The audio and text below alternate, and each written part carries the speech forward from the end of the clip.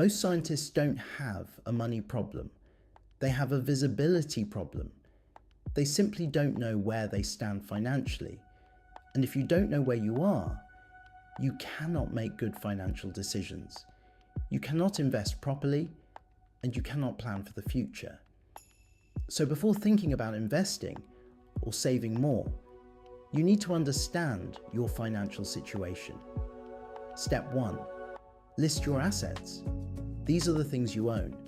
This includes your savings, your investments, and anything of value you possess. For most early career scientists, this will mainly be cash and maybe a small investment account. Step 2. List your liabilities. These are your debts. Credit cards, student loans, car loans. Write down how much you owe, the interest rate, and the minimum payment. Step 3. Calculate your net worth. This is simply what you own minus what you owe. Assets minus liabilities. This single number tells you where you stand financially. Step 4. Understand your monthly cash flow. How much money you make each month and how much you spend. Be honest. Even small expenses matter.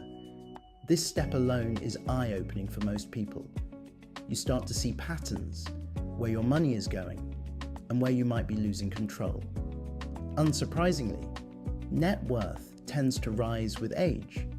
People may earn more as they advance in their careers, creating room in their budgets to pay down debt and buy more assets. Plus, money saved and invested at younger ages will have had years to potentially grow and benefit from compounding. Net worth tends to continue climbing until people stop receiving a salary and start living off their savings.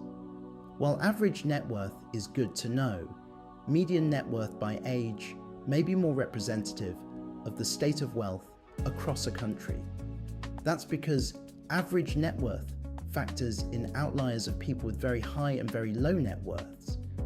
Focusing on the median is a more useful way to help you determine how your wealth compares to others in your age range.